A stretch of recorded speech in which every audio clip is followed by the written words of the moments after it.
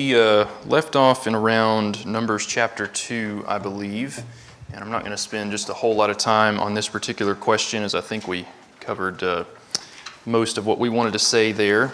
Let me move this down just a little bit. That is pretty crackly. Let's try that, see if that's any better. All right.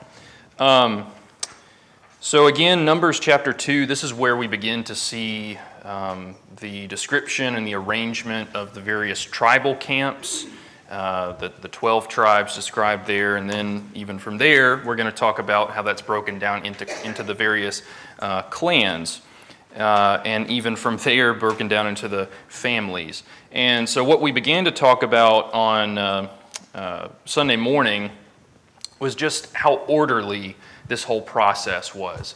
We have the tribes, we have the clans, we have the families. Everyone knew their place when they were setting up camp, when they were moving out, and all of this would take place in rather quick fashion. There was one other thing that I wanted to note there, and let me get there in my notes. And I think the Waldron material covers some of this as well. So you can tell from this depiction and this image, so you've got the tabernacle that's very central. It is the center of the encampment. And as they're moving out, which they have not done yet, but they will by Numbers chapter 10, you have two tribal camps that are leading the front. You have the Levites in the middle with the tabernacle, those that are responsible for that, and then you have two behind them.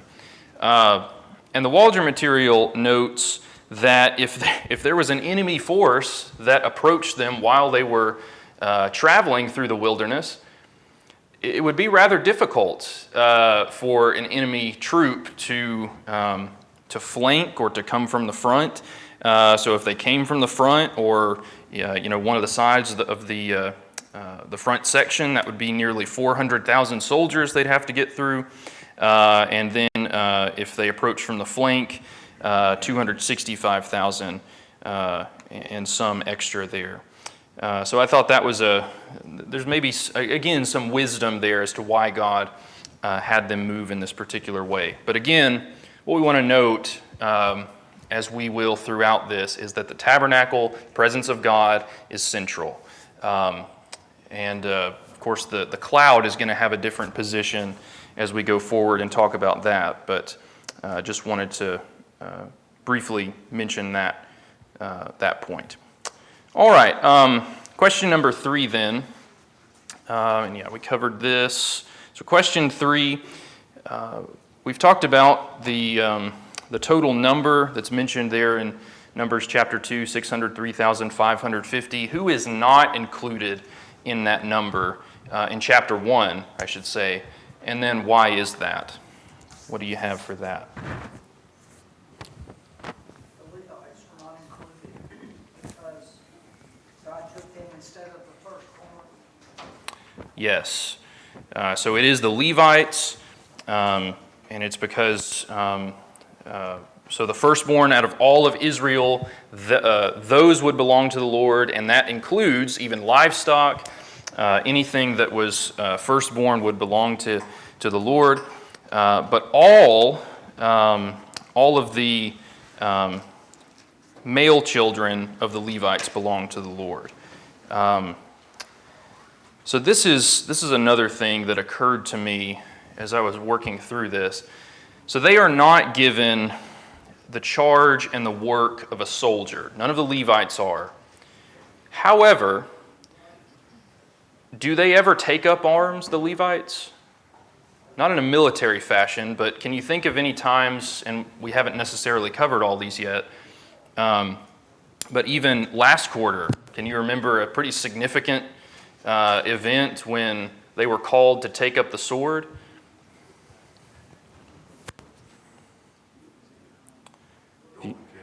Yes. So if you go back to the original scene of Mount Sinai, when Moses came down from the mountain and he saw that Aaron and the rabble, as some translations say, had built this golden calf, And after some of that starts to die down, Moses calls out and says, "Who shall stand with me?" And the Levites are the ones that arise to that call. And Moses says, "You go and you kill your neighbor, you kill even family members if they have been ones caught up in this insurrection and in this rebellion." And so that would be something to note. I may mention a couple of other connections there in just a moment, but what was the responsibility of the Levites? So they weren't soldiers, but what was their main vocation, their main work? The tabernacle. Do you have something else? Yes, tabernacle. And I think this is chapter. Let's see. Yeah, chapter 1 and verse 53. But the Levites shall camp around the tabernacle of the testimony, that there may be no wrath on the congregation of the children of Israel, and the Levites shall keep charge of the tabernacle of the testimony. This is one of those phrases that I underlined in my Bible as I came across it, particularly in Numbers, but I think it comes up even more in Deuteronomy. The idea of keeping guard, keeping watch, keeping responsibility. It was their work, their responsibility solely that was given to them by God. So when they were setting up the tabernacle, when they were taking it down, when they were on the move, it was in their charge. Just some other connections in terms of when they did take up arms that I found, not even just in the Pentateuch, but even one other reference I have here. This is not a great mark of when they took up arms or when the original Levi took up arms. Remember back there in Genesis 34 and then 49.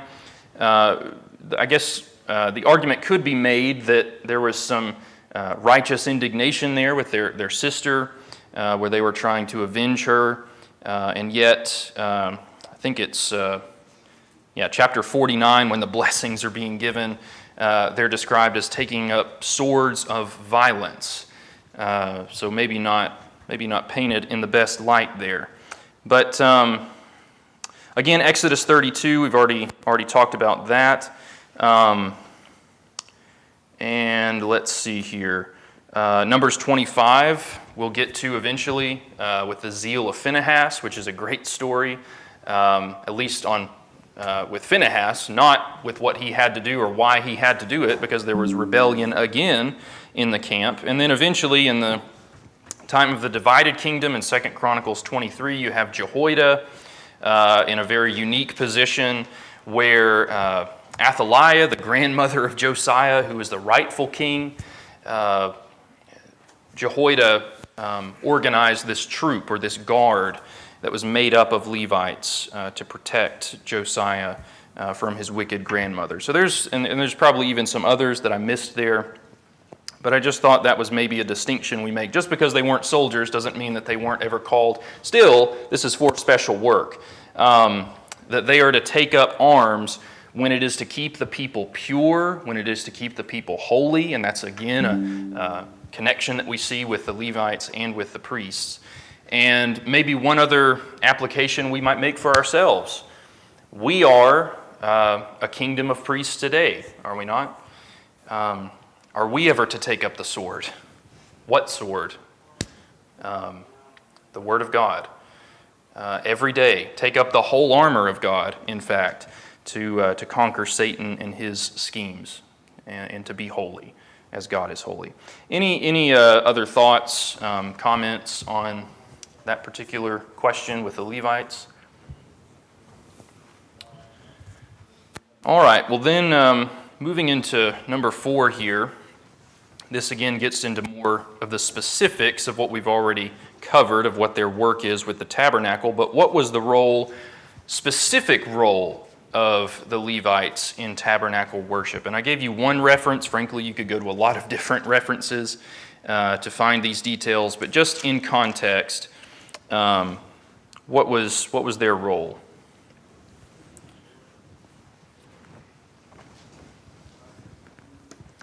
Serve Aaron and attend to his needs and the whole congregation. Perfect. Yeah, that's mainly what I'm looking for. So they were to assist Aaron, to serve him, and to perform those duties as it pertained to the tabernacle. And some of the specifics of that, keeping the furnishings and the structure itself, preparing animals and wood for sacrifices, repairing the tabernacle when needed, because you think about how much traveling they would do, it would require some repairs at times, I'm sure. We don't get all those details all the time, but I think we can imagine that would be needed at times, and so that was their work. It is interesting that in this particular section, the Levites are said, and the wording can get a little wordy if we don't quite unpackage it, but to break it down, they are said to be given let me back up. The Levites are given to God, and by being given to God, they are given to Aaron. So that's how they're given to God, is in the work of assisting Aaron and in the work of assisting in the tabernacle. But out of the Levites, and I'm kind of getting ahead of myself on this particular question, out of the Levites, who could be priests? Aaron and his sons.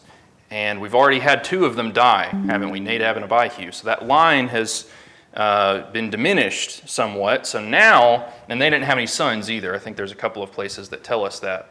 And so that line would come through the other two sons, which we'll talk about shortly.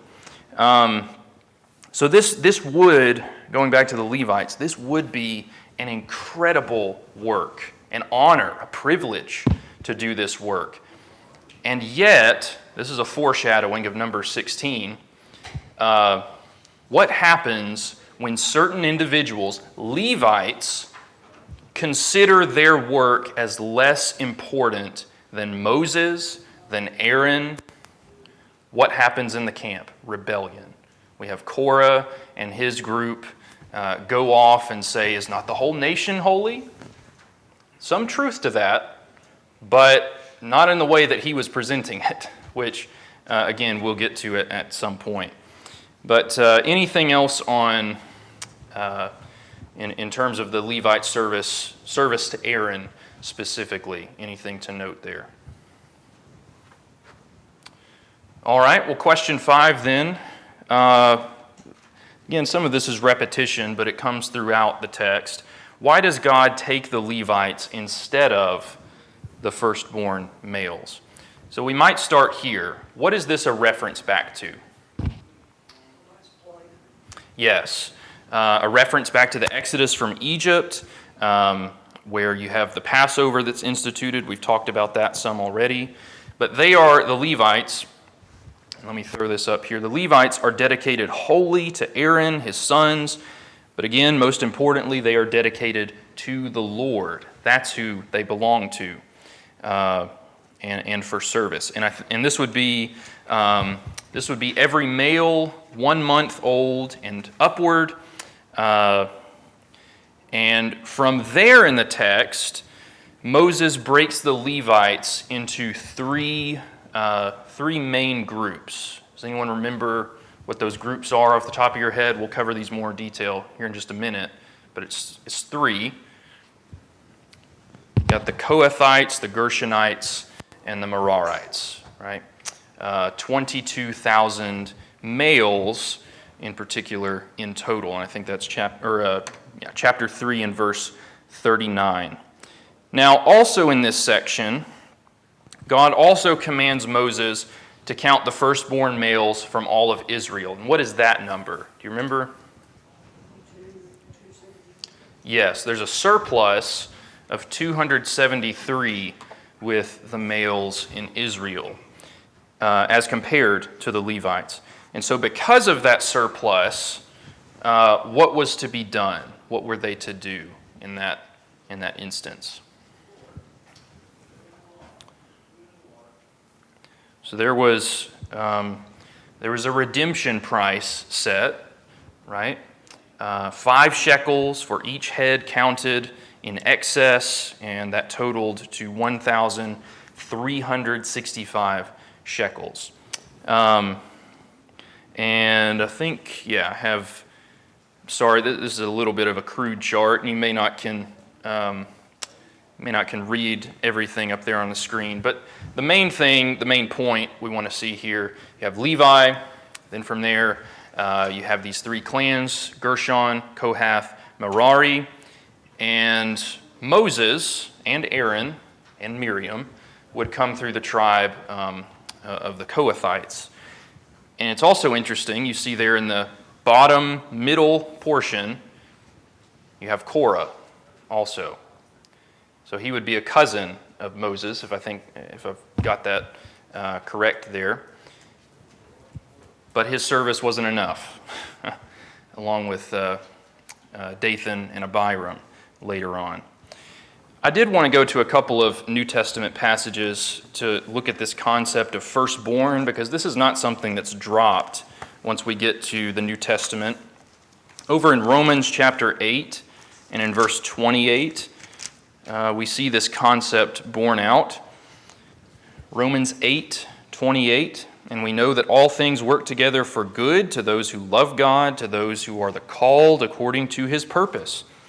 For whom he foreknew, he also predestined to be conformed to the image of his Son, that he might be the firstborn among many brethren. Moreover, whom he predestined, these he also called. Whom he called, these he also justified. And whom he justified, these he also glorified. So in this context, who is the firstborn that we're talking about? Jesus. How is he the firstborn? Is he the... And this is where I think some of our Jehovah's Witness friends would try to mangle this text and others. They would say that, well, Jesus is the first created being, created by God. I don't think that's what's being said here. How is he firstborn? Preeminent. He has all of the honor, the privilege, the glory, and he's the firstborn among many brethren. So we are thrown there in the picture of being brethren with Christ. And in so many ways, he has paved the way for us that we may enter into the blessings that he provides. One other passage we might look at, 1 Peter chapter 1. 1 Peter chapter 1, and in verse 18, Peter says here, knowing that you were not redeemed with corruptible things like silver or gold from your aimless conduct received by tradition from your fathers, but with the precious blood of Christ as a lamb without blemish and without spot. And then let's even go to verse 20. He indeed was foreordained before the foundation of the world, but was manifest in these last times for you who through him believe in God, who raised him from the dead and gave him glory, so that your faith and hope are in God. Redeemed, not with silver or gold, talking again about our context in Numbers, but with the precious blood of Christ. This is how we are redeemed. There's so much rich imagery that if we don't, I think we can still maybe understand some extent in the New Testament, but if we don't understand these things in the Old Testament, it's not nearly as rich, and we can't understand these things nearly or as fully, I think, otherwise. So I wanted to bring up a couple of those, and you may have some others that come to your mind. But any other thoughts on that question there? All right, this is where we get a little more down into the nitty-gritty, some of the details. So the 11 tribes, they were given their places of encampment around the tabernacle, north, east, south, and west. How were the Levites and the priests to make their encampments? And I know that's a lot, but if you're able to summarize that, how are all of these tribes, clans, broken up, and where are they placed? So let's start with Gershon. Where is their encampment placed? The back on the west side. Good. And we'll get into some more of these details here in just a minute, but just generally and briefly, Kohath, what position? South. So that would be between the tabernacle and the camp of Reuben, as we've already talked about. And then Merari, where would they be placed? The northern side between the tabernacle and the camp of Dan. And then, so we have those three clans. Well, to round this off, who's in the fourth spot on the east side? Moses, Aaron, and his sons camped on the east side of the tabernacle. So that would be between the tabernacle and, notice, the camp of Judah. Again, we have, don't we? I think there's again some talking about preeminence. There seems to be some of that there, where we keep getting honor given to that encampment. But let's continue to look at some details here, I think, that are worth noting. So with Gershon, and here's this image again, just to kind of, and some of this might be too small for you to see, especially if you're in the back, but the southern encampment of Kohath between the tabernacle and the camp of Reuben. So in your view, this will be on the left encampment. 7,500 males were in charge of transporting the curtains and the hangings of the tabernacle and of the court. And this, I should also note, this is the side that was closest to the most holy place. So they're in that position.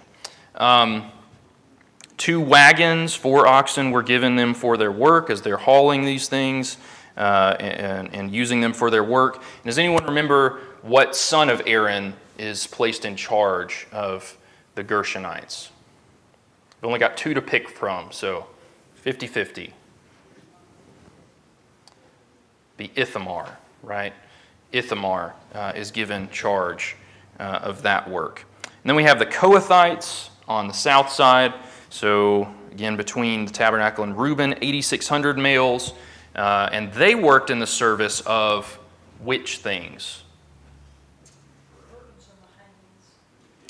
What was the question? Of the Kohathites, the Kohathites, what was their work in service? Yes, I think the text even says the most holy things, the holy things. Again, this was also the clan of Moses and Aaron. They were to carry the ark. They were to carry the altar of incense, the candlestick, the table of showbread, the altar of burnt offering. But the text does break it down further for us. Who was supposed to go in? Who was supposed to go into the tabernacle before the Kohathites did their work of transporting, of moving things around, and so forth? Who might you guess? We've got rankings here. We've got the priests that go in to do their work.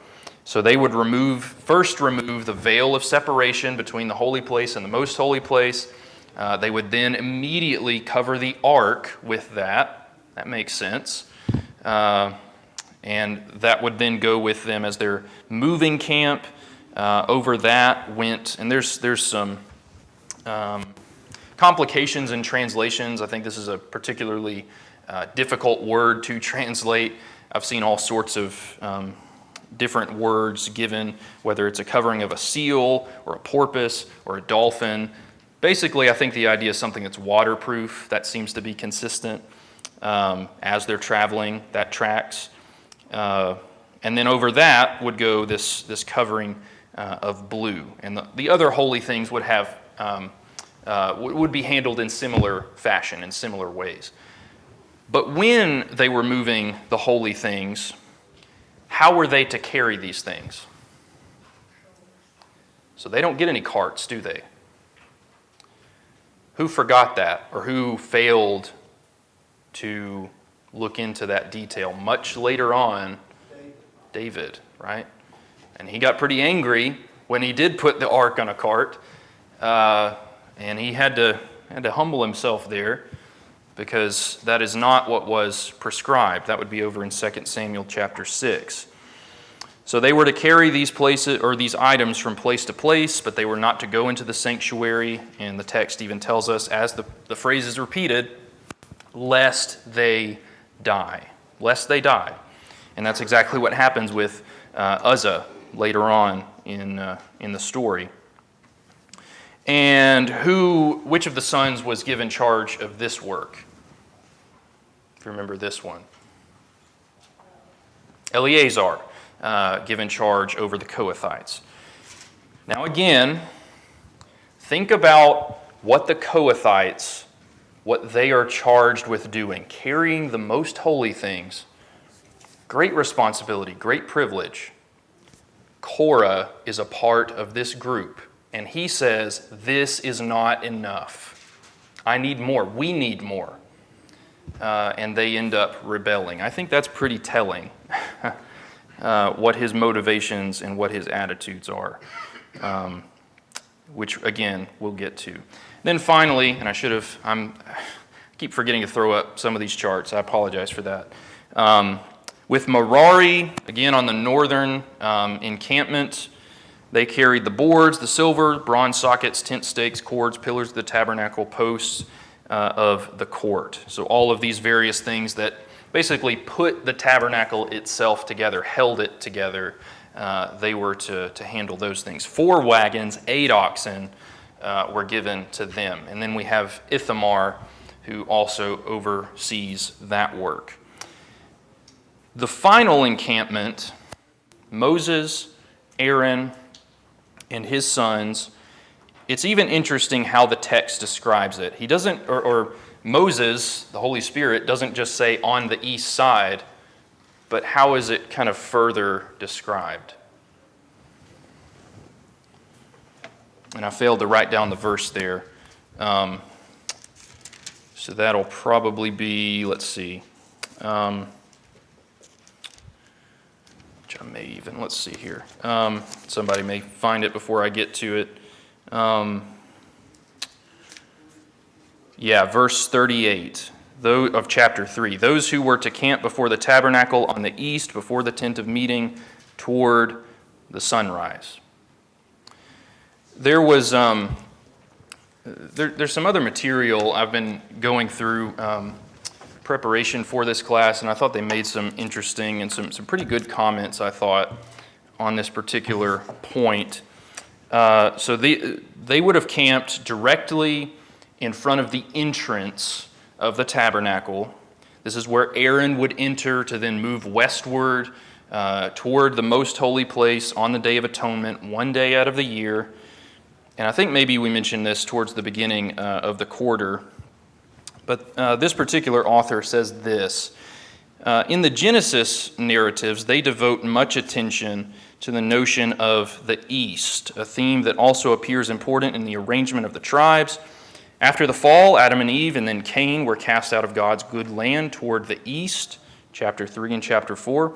Furthermore, Babylon was built in the east, Tower of Babel, Genesis 11, and Sodom was east of the Promised Land, chapter 13.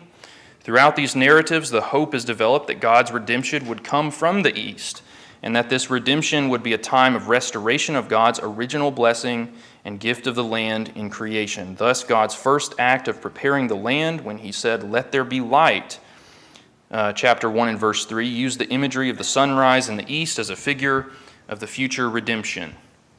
Moreover, God's garden was planted for humankind in the east of Eden, chapter 2 and verse 8, and it was there that God intended to pour out his blessing on them. He goes on to say, throughout the Pentateuchal narratives, then the concept of moving eastward plays an important role as a reminder of the quote-unquote paradise lost, the garden in the east of Eden, and a reminder of the hope for a return to God's blessing from the east, the place of waiting in the wilderness. And it was not without purpose, then, that the arrangement of the tribes around the tabernacle should reflect the same imagery of hope and redemption. There would be some things we might quibble with in that particular reading, but I think the thought is pretty consistent of, I don't think it's any coincidence that we continue to see this theme of moving eastward and then coming back from the east, trying to get back into this relationship, this unity with God. And I don't know what this particular author's position would be about the literal Garden of Eden. There are some that would say that's where we're all moving back toward. I think we're moving back toward the Garden of Eden in a spiritual sense. We have the tree of life mentioned there at the end of Revelation. That's where we're trying to get to. And that's what's been laid up for us if we're faithful. But one other point I might make on before we close this lesson, God has always been interested in His people doing things decently and in order. We see that here in this text. It's not just for congregational worship, which has its place, and we need to make those distinctions. But even in our own lives need to be ordered and decent and in line with God's precepts and His commandments. All right, anything else there in the numbering of the people, lesson 8, before we move forward here?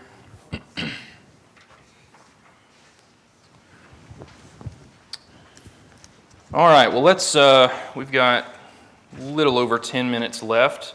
So this is the consecration of the Levites, the signaling of the people. So we've already talked extensively about the work of the Levites as it pertains to the tabernacle, but we have not yet seen all that they've been commanded to carry out in full fashion as of yet. This is that lesson that begins to explore some of those things. So after the Levites have been counted, organized, told what their duties are, the Lord commands Moses that they be brought before the tabernacle, and it's there that they are to be made clean, set apart. That's a theme we see. Set apart for their special work. So question number 1, what was involved, this is Numbers chapter 8, what was involved in the consecration of the Levites? There's several things to list here. Let's get the ball rolling there. What are those things? Sprinkle water purification, shave their body, wash their clothes. Very good. So they would do all of these things. What do you think this is what God is trying to communicate with these rituals? And what image is it supposed to bring to mind? I don't think it's really anything different than what's already been described, but what would you say there? Be holy, be set apart, be consecrated, be sanctified. We have these clean clothes, shave their entire bodies, sprinkle with the purifying water. And then even from there, they're to bring 2 bulls, one for a sin offering, one for a burnt offering, and this would be for their atonement. They would also have grain offerings, and we even get in the text that the sons of Israel, which is interesting, they are the ones that present the Levites to the Lord, laying their hands on them to dedicate them for this work and for this service. And so then from there, the Levites stood before Aaron and his sons as a wave offering. And all of this, in some way, well, yes, very symbolic, but also in a very real sense, this was painting a picture. You better be sure that you are holy. Don't just let this be a ritual. Don't just let this be some rote tradition. Let this remind you that this is real. I am your God, and not only is this whole nation my people, but I have set you specifically apart for this special work. Don't treat it lightly. Nadab and Abihu already had as being priests. You Levites, don't do the same thing. Anything else on this particular set of text, 5 through 22 of chapter 8? I'm probably thinking too much into this, but it says the whole congregation laid their hands on them. So how would that be everybody? How would that? Yeah, I can't remember if we get, that thought kind of occurred to me as well. I don't know. I don't know how exactly that would work. It does seem that this was a one-time sort of consecration before they were actually set apart for this work. So maybe it did, take all day. I don't know. I don't know if anyone else has thoughts there, or if it was the males specifically. It does say the whole congregation, though, doesn't it? So there was, again, this idea of participation with the whole assembly, that you are in some way involved in this process, which I think is important. Do you have something, Wes? No, just as opposed to a special group. This is the idea of the populace as a whole. But Yeah. He doesn't tell us about the logistics of it, but that's Yeah. right. This is an interesting picture, isn't it? And we trust that it happened. However it happened, it did happen. I think we all agree there. But this would have been an awesome task for sure. All right, question 2 then. Let's see here. Yeah, what was the maximum amount of time that a Levite could perform service in the work of the tabernacle? I've given you a couple of references. The main reference is there in Numbers chapter 8, 23 through 26. So let's start there. What does that text tell us? Yes, sir. 25 years? Yes, that's right. I'm looking at my notes. Yes, you're right. All right, so we start there, but we go back to Numbers 4 in verse 3, and what does that text tell us?